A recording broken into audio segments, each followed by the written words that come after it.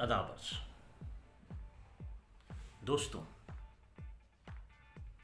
सवाल ये है कि 2022 उत्तर प्रदेश विधानसभा चुनावों के बाद क्या मुसलमान कुछ सचेत हो सके? क्या उनके अंदर फिर से कोई राजनैतिक विचार विमर्श शुरू हुआ? क्या वो अपने मुस्तकबिल के बारे में वाकई सोच रहे हैं? तो जो जवाब निकल के आ रहा है, जो उनकी सो कॉल्ड इंटेलिजेंसिया है, या यूं कहें कि जो उनके यहाँ बुद्धिजीवी तबका कहलाता है वो, या जो भी मजहबी क़यादत है वो, उसका जो रवैया दिखाई दे रहा है हालिया टाइम में, वो ये है कि कहीं पर से वो ये जो पूरा राजनीतिक घटनाक्रम हुआ है उसको लेकर उसके अंदर किसी भी प्रकार की कोई भी चेतना नहीं है, उसके अंदर किसी भी प्रकार का कोई भी विचार नहीं हो रहा है। जहाँ दूसरे लोग विचार विमर्श कर रहे हैं, अपनी हार के बारे में समीक्षाएं कर रहे हैं, वहीं मुस्लिम समुदाय, जिसको इस बार पूरी तरह से उत्तर प्रदेश की राजनीति के हाशिए पर लाकर खड़ा कर दिया गया है, क्योंकि उत्तर प्रदेश की राजनीति, बल्कि यूँ समझा जाए कि देश की राजनीति में कभी भी मुसलमानों ने किसी भी एक दल के लिए इतनी एकजुटता के साथ में, इतनी ज़्यादा वेग के साथ में और इतनी ज़्यादा तादाद में वोट नहीं किया है।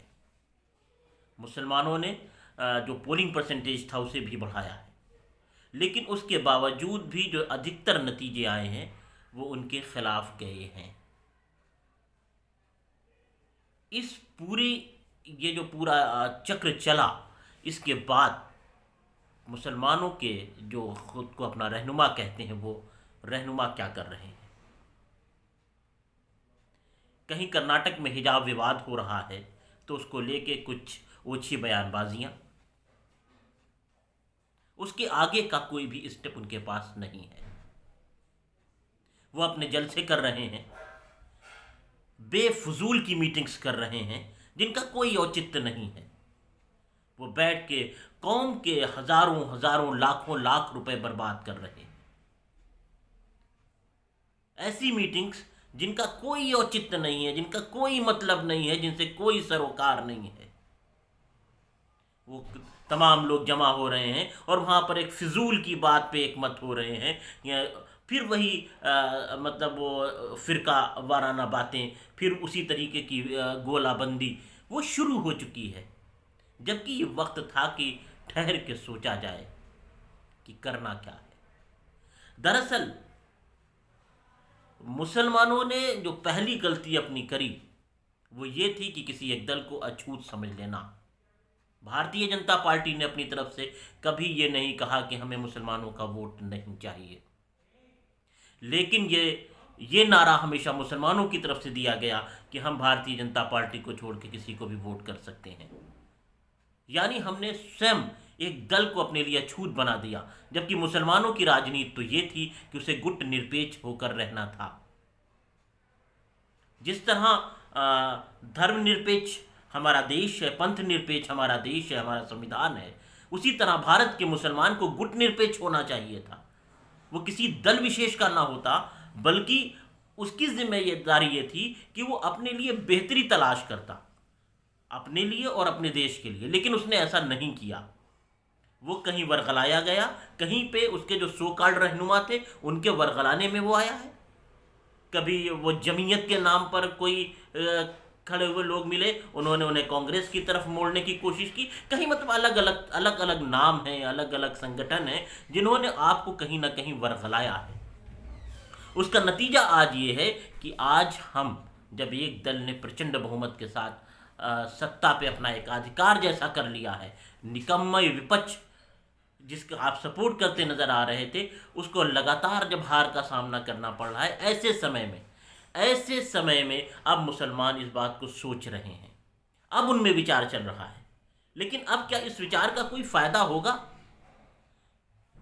अब जैसे जिस तरह से ये कहा जाता है कि डर के साथ में आने की बात हो रही है। अगर आज मुस्लिम समाज भारतीय जनता पार्टी को वोट करने के लिए तैयार हो जाता है तो ये उसकी नीतियों से प्रभावित होकर नहीं है, ये कहीं ना कहीं उसके अंदर जो डर है, कहीं शंकाएं हैं, कहीं ना कहीं उसका नतीजा जरूर दिखाई पड़ता है। तो हमें इस बात पर गौर करना चाहिए। मुसलमानों को लगा समाजवादी पार्टी ने 2022 का चुनाव हारने के बाद अब वो उसका विकल्प नहीं हो सकती लोकसभा में, तो वो कांग्रेस की तरफ एक आस भरी निगाहों से देख रहा है। लेकिन कांग्रेस की सुस्ती, कांग्रेस लीडरशिप की सुस्ती, क्योंकि उसके पास मात्र 3 महीने का समय था 2022 के चुनाव के बाद। 10 मार्च से लेकर आज 28 मार्च के दिन तक, आज तक उनकी किसी भी प्रकार का कार्यक्रम डिसाइड नहीं हो सका है। 2024 के चुनाव में जबकि भारतीय जनता पार्टी ने अपना रोड मैप तैयार कर दिया, उन्होंने अपने मंत्रिमंडल का जिस तरह से गठन किया है, उन्होंने जिस तरह से अपने अपने लोगों को जहां जहां चुनाव होने थे उनको वहां की जिम्मेदारियां सौंप के, खुद प्रधानमंत्री महोदय रिजल्ट आने के फौरन बाद गुजरात के लिए चले जाते हैं, वहां चुनाव प्रचार की बात करना शुरू कर देते हैं। लेकिन कांग्रेस में इस तरह का कोई भी मंथन नहीं हो पाता है। कांग्रेस अपना कोई कार्यक्रम नहीं लेके आ पाती है, क्योंकि कांग्रेस अपने विचार से भटक चुकी है और कांग्रेस एक आयातित विचारधारा के साथ चलने की बात कर रही है। ये आयातित विचारधारा जो हमेशा से उसके अलग रही है, विपरीत दिशा में। ये कहावत कही जाती है, left never can be right. इस कहावत को समझा जाना चाहिए कि वाम जो है, जो ये कहा जाए जो लेफ्ट पंथी हैं, जो वामपंथी लोग हैं, वो कभी भी दक्षिणपंथियों की तरफ नहीं हो सकते, कभी दक्षिणपंथी नहीं हो सकते। उन्हें अगर आप दक्षिणपंथी बताने की कोशिश करेंगे तो हमेशा वो रॉन्ग ही होगा। Left never can be right, ये हमेशा याद रखने वाली बात है। तो कहीं ना कहीं कांग्रेस इस चक्रव्यूह में भी फंसती दिख रही है। कांग्रेस, जिस देश में 2 ही प्रकार के विचार जीवित रह सकते हैं, एक विचार जिसके ऊपर भारतीय जनता पार्टी ने अपनी राजनीतिक जो इमारत है उसे बनाया है, वो हिंदुत्व की विचारधारा है। वो यूं कहें कि ऐसे हिंदुत्व की विचारधारा है जो सनातनी हिंदुत्व से, हिंदुइज्म से अलग है। हिंदुत्व की विचारधारा है, और दूसरी विचारधारा जो है वो सेकुलरिज्म की विचारधारा है। इस देश का जो मूल है वो सेकुलरिज्म है, इस देश का की जो तासीर है वो सेकुलरिज्म है। लेकिन कांग्रेस कहीं ना कहीं भटकी है, वो सॉफ्ट हिंदुत्व की तरफ जाती हुई दिखाई दे रही है, और सॉफ्ट हिंदुत्व कभी भी हार्ड हिंदुत्व से नहीं जीत सकता। जब किसी व्यक्ति को 2 सफ़ेद चीज़ों को चुनना होगा तो कोई भी ऑफ वाइट नहीं चुनना चाहता है।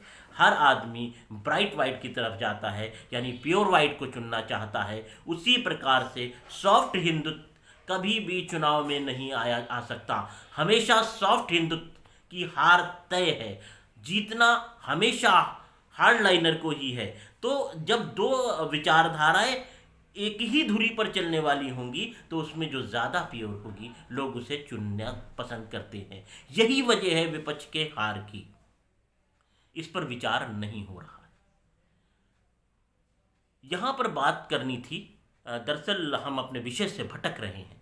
बात हमें किसी राजनीतिक दल पर नहीं करनी है, बात हमें करनी है उन सियासी और मजहबी रहनुमाओं पर जो मुसलमानों का कायद होने का दावा करते हैं, जो दंभ भरते हैं कि हम मुसलमानों की क़यादत करते हैं। जब हमारे सौदे की बात होती है वो दंभ भरकर आगे खड़े होते हैं कि हम आपके कायद हैं, लेकिन जब क़यादत की ज़रूरत होती है तो वो नदारत होते हैं या ऐसी फिजूल की मीटिंग्स में होते हैं। आए दिन आपने देखा होगा, चाहे वो सूफीज़म के नाम पर मीटिंग्स चल रही हों, चाहे वो इत्तेहाद के नाम पर मीटिंग चल रही हों, या किसी भी तरह की, उसमें से कुछ ऐसे ब्यूरोक्रेट्स जो रिटायरमेंट से पहले तक अपने लोगों को मुंह भी नहीं लगाते थे, जो अपने घर के लोगों से भी ढंग से बात नहीं करते थे, वो ब्यूरोक्रेट्स उन मीटिंग्स की शान होते हैं और वो बैठकर कौम को एक नया पाठ पढ़ाने की कोशिश करते हैं। वहीं दूसरी तरफ अपने अपने फ़िरक़ों को फ़िरका वाराना जो सिर्फ अपने फ़वाद के लिए काम शुरू हो चुका है। क्या कहीं भी किसी मुस्लिम रहनुमा ने इसका तोड़ बताया जो हिजाब विवाद हुआ है या ऐसा हुआ है? लेकिन नहीं, किसी को कोई ज़रूरत नहीं पड़ी हुई है। दरअसल रमज़ान आने वाले हैं, रमज़ान में कलेक्शन होने वाला है ज़कात का। अब उस ज़कात के कलेक्शन पर जो आंखें गड़ी हुई हैं, उन गड़ी हुई आँखों जो उनका निशाना है, उनको सिर्फ किसी भी तरीके से उस पर पंजा मारने की कोशिश चलना शुरू हो चुकी है। लोग इदारों के नाम बता रहे हैं, फला इदारा है, फला इदारा है, यहाँ आप दीजिए, यहाँ आप दीजिए। तो सवाल ये है कि हम किसी नए इदारे को क्यों बनाने जा रहे हैं? क्यों नहीं मस्जिदों को यूज कर रहे हैं आप प्राइमरी एजुकेशन सेंटर्स के नाम पर? क्या किसी ने ये बात कही? सिवा एक शख्स नजर आता है, मैं बिल्कुल बायस्ड नहीं हूं इस मामले में, सिर्फ एक आदमी ने यह बात उठाई जिसका नाम सैयद मोहम्मद अशरफ किशोचवी है। उसके अलावा किसी भी व्यक्ति ने यह बात नहीं की है। मस्जिद प्रतिदिन जो होती हैं 5 नमाजें होती हैं, हर नमाज में मैक्सिमम टाइम 20 मिनट लग रहा है, तो प्रतिदिन सिर्फ 100 मिनट के लिए यूज होने वाली इमारत है। उस मस्जिद को आपने प्राइमरी एजुकेशन सेंटर क्यों नहीं बना दिया?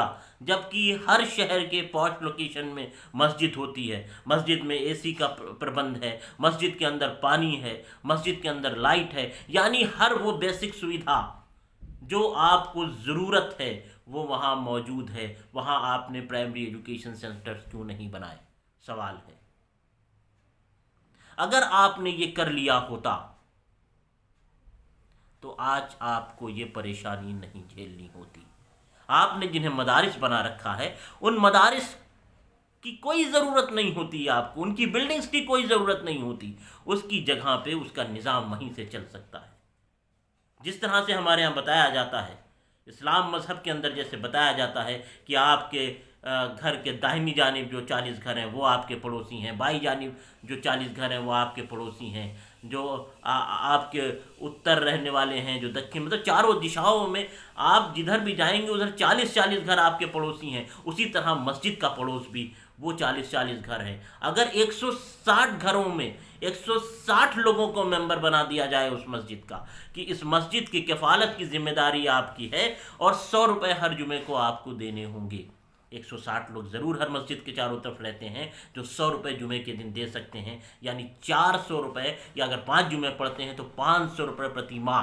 तो 500 रुपये प्रति माह के हिसाब से 80,000 रुपये का कलेक्शन होता है। 80,000 रुपये के कलेक्शन से आप आराम से 5 अच्छे टीचर्स अपॉइंट कर सकते हैं। यानी एक तरफ आप कौम की बेरोजगारी दूर कर रहे हैं, कौम के पढ़े लिखे नौजवान लड़के लड़कियों को आप एक सेफ प्लेस में नौकरी दे रहे हैं 10 से 12,000 रुपये महीने की। उन्हें रोजगार प्रोवाइड करेंगे मस्जिद के अंदर, मस्जिद में बच्चे पढ़ने आएंगे, उनका जहन नमाज की तरफ बनेगा, मस्जिदें बनेंगी, साथ में उनको प्रॉपर प्राइमरी एजुकेशन मिलेगी। प्रॉपर प्राइमरी एजुकेशन जो सीबीएसई पैटर्न की हो सकती है, आईसीएसई हो सकती है, कैम्ब्रिज बोर्ड हो सकता है, कहीं भी आप एफिलिएशन ले सकते हैं उसका। लेकिन आपने कभी इस बारे में नहीं सोचा, क्योंकि अगर आप इस बारे में बात करना शुरू कर देंगे तो यकीन जानिए वो जो लोग बैठे हुए हैं जिन्हें ज़कात का माल हड़पना है वो कमज़ोर हो जाएंगे, उनका कॉकस कमज़ोर हो जाएगा। लेकिन अभी वक्त है, अभी आने वाला है रमज़ान। इससे पहले हमें इस बारे में सोचना पड़ेगा कि हमारी जो ज़कात की रकम है वो कहीं बर्बाद न चली जाए। उस ज़कात की रकम को हमें सही जगह पे खर्च करना है। इतने बड़े पैमाने पे वो रकम है, अगर वो एक जगह कलेक्ट हो रही है और उसके बाद हम उस पर वाकई में उससे वो फलाह बहबूद के काम करते हैं जो उसका मकसद है, तो यकीन मानिए हमारे यहाँ ज़कात लेने वाले लोगों की कमी हो जाएगी। लेकिन हम ऐसा नहीं कर रहे हैं। हम कहीं ना कहीं खुद अपनी कमी के चलते हुए उसे ज़ाय कर रहे हैं। ज़रूरी है ये जिस तरह की मीटिंग्स हो रही हैं, मैं इनका खुले तौर पर मुखर विरोध कर रहा हूँ। चाहे वो सूफीज़म के नाम पे ये मीटिंग्स हो रही हो, बड़ा दरअसल सूफीज़म की बहुत सारी नई दुकानें खुली हुई हैं। ये वो लोग हैं जो इन दुकानों के सरबराह हैं, ये वो लोग हैं, मैं खुले तौर पर कह देना चाहता हूँ, ये मैक्सिमम वो लोग हैं जिनको सूफीज़म की तालीमात से कोई लेना देना नहीं है।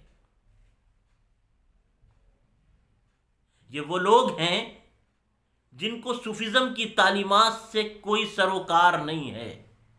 क्योंकि इन्हें नहीं पता होता है कि जो इनकी मेहमान नवाजी में कार्यकर्ता की तरह का जो व्यक्ति लगा हुआ है उसने खाना खाया भी है कि नहीं खाया है। जबकि ये प्लेटों में जो खाना निकाल रहे होते हैं वो खाना अक्सर जाया कर रहे होते हैं, खाने की बर्बादी हो रही होती है। ये कड़वा सच है। जिस सूफिज्म का दरवाजा हजरत अली से शुरू होता है, उस हजरत अली का जो कौल है कि अपनी आखिरी रात में भी अपनी बेटी के दस्तरखान पे जब उन्होंने देखा कि 3 चीज़ें एक साथ जमा हो गई हैं तो आपकी आंखों में आंसू आ गए और आपने अपनी बेटी से पूछा कि क्या क्या तुमने कभी अपने बाबा के दस्तरखान पे 3 चीज़ें एक साथ जमा देखी हैं? और वो 3 चीज़ें कुछ और नहीं थीं। वो 3 चीज़ें क्या थीं?